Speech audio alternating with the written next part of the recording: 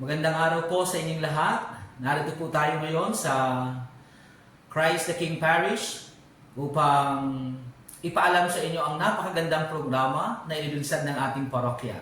At ito yung tinatawag na Balikhandog. At sa Balikhandog, makikita natin na tayong lahat ay maaring magbigay. Tayong mga lahat ay tumatanggap ay maaaring magbigay. Ang sabi nga po sa Ebanghelyo, kapag ikay nagbigay, it will be given back to you. Siksik, liglig, at umaapaw pa. Ano po yung tinatawag na balikhandog? Actually po, yung balikhandog na ito ay nilaunch last October 2022. At ngayon ay binibigyan natin ng diin sa isang ang pagkakataon upang maipaalam sa mga tao kung ano ang balikhandog na ito.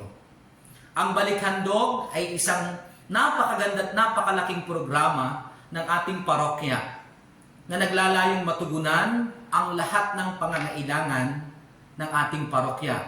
Sa lahat ng pastoral programs, gastusin ng parokya, at iba pang mga pangangailangan ng simbahan. Like yung mga activities, ito po'y makakatulong sa lahat ng tao, sa lahat ng mga parishioners, sa lahat ng mga mananampalataya.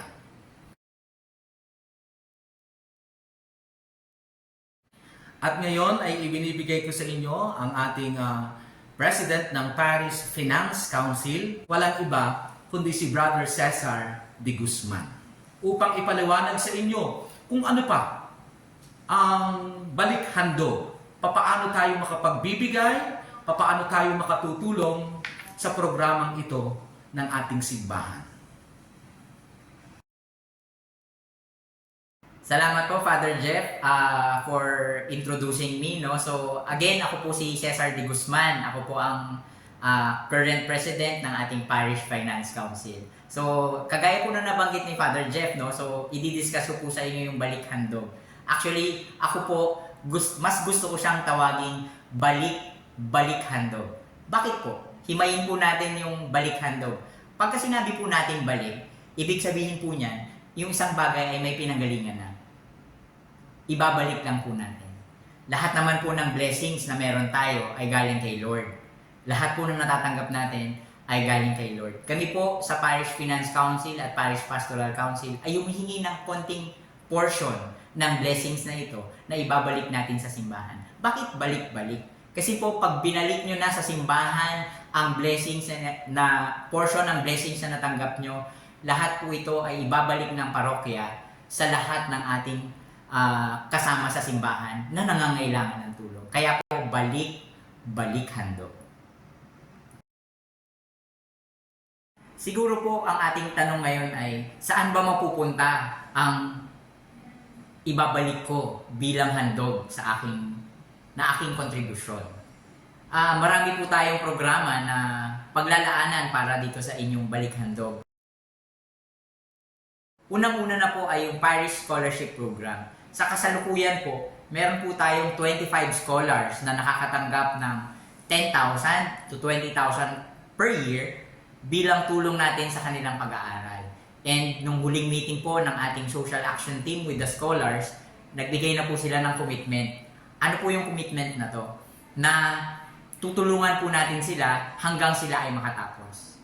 With the program na Balikhandog, nakakasigurado po kami na kaya po nating patapusin ng mga scholars na to.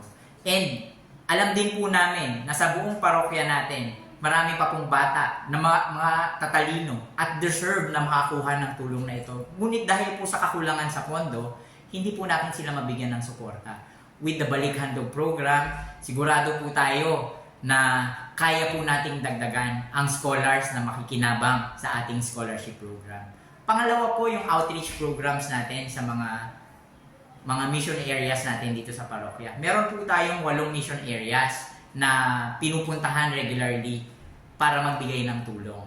Gusto pa po nating mas dalasan at mas maraming maabot na pamilya dahil alam naman po natin ang hirap ng buhay ngayon. So gusto po nating i-share ang biyaya na natatanggap natin na binibigay ninyo at tatanggapin ng parokya at isi-share po natin sa ating mga mission areas. Pangatlo po, medical mission program. Taon-taon po, merong isa at least na medical mission na ginaganap po dito sa ating parokya. Ngunit naintindihan din po namin na hindi po sapat ang isa. Marami pong karamdaman na nangangailangan ng at least quarterly check or pagharap sa mga doktor. Kung meron po tayong sapat na pondo para tulungan natin ang ating mga kapos na kasama sa parokya, ay mas madali po tayong makapagsagawa ng medical mission or anumang tulong medical na pwede natin ipaabot sa kanila, ay mas madali natin silang matutulungan. Pang-apat po, ongoing construction po ng konbento. Kung nabisita po kayo dito sa parokya, makikita nyo po or maaaring napansin nyo po na bago na ang opisina. Maganda na po ang opisina natin. Yung second floor, Marelo Hall, maganda na rin. Yung fourth floor na renovate. Currently po, ongoing po ang renovation ng third floor kung saan nandun po ang kwarto ng ating mga pari.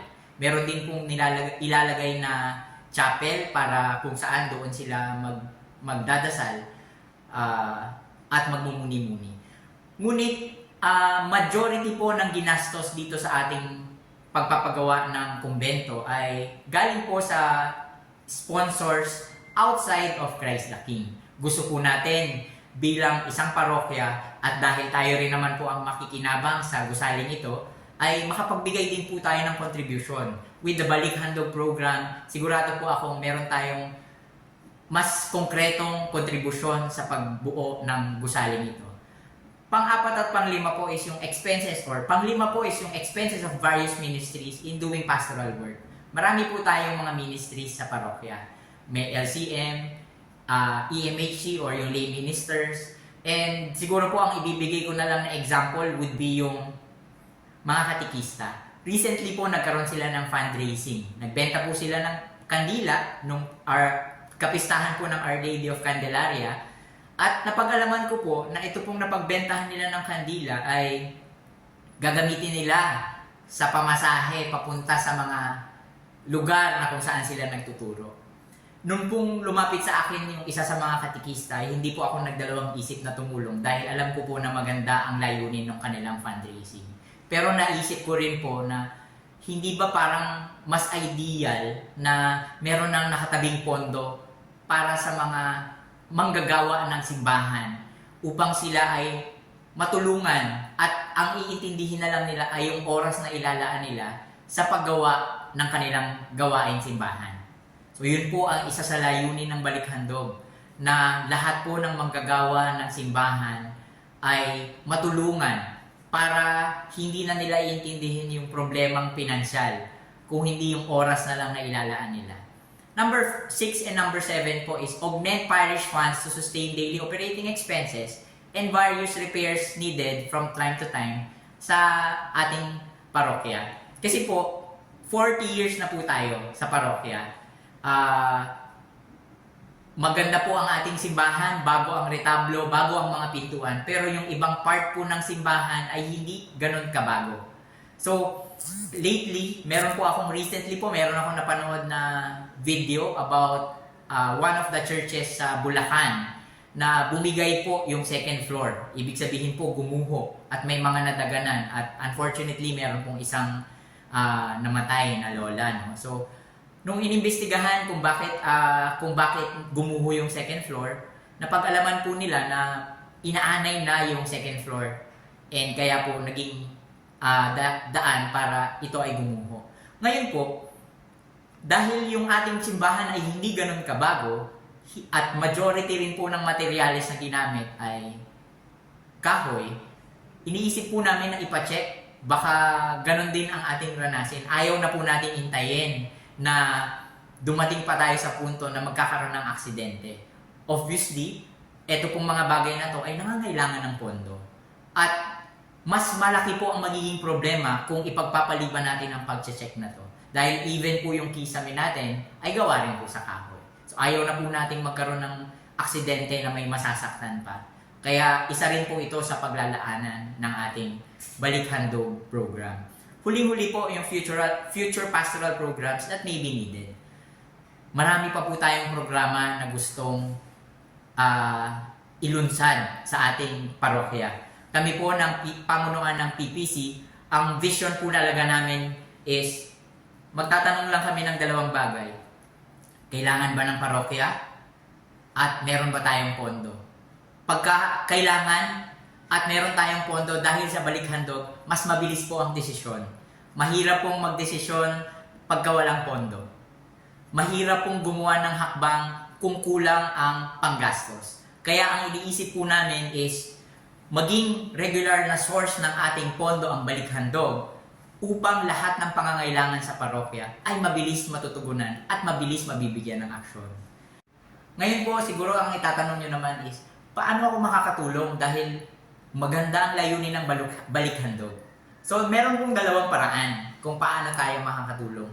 Una po, mag-pledge ng halagang bukal sa inyong puso na kaya nyong ibigay buwan-buwan. Wala pong minimum. Pwede pong kahit na magkano. Kung 20 pesos po yung bukal sa inyong puso na kaya nyong ibigay buwan-buwan, maraming salamat. Kung 1,000, maraming salamat. Hindi po kami naghihingi ng presyo. Kayo na pong bahalang mag-decide kung magkano ang gusto nyong ibigay na halaga. Pwede rin po naman sa pamamagitan ng pag-volunteer. Dahil po ang ina-anticipate natin ay marami ang makikiisa dito sa Balikhandog, kailangan po natin ng mga taong magmo-monitor, magre-remind sa mga donors, at mangongolekta sa mga donors, at ire-remit po ito sa ating parokya or sa mga persons in charge para po tuloy-tuloy po na maipaabot ng mga donors ang kanilang tulong dito sa ating programa. So kayo po ang maaatasang mag-monitor kung kayo po ay mag-volunteer. So dalawang klase po, magpe-pledge at mag-volunteer. Kayo na po ang mamimili kung paanong paraan kayo nyo gustong tumulong. In closing, ang Balikhandog program ay isang pangmatagalang programa. Hindi po namin iniisip na hanggang sa term lang ni Father Jeff. Ang iniisip po namin dito is hanggang merong Christ the King, meron pong programa ng Balikhandog.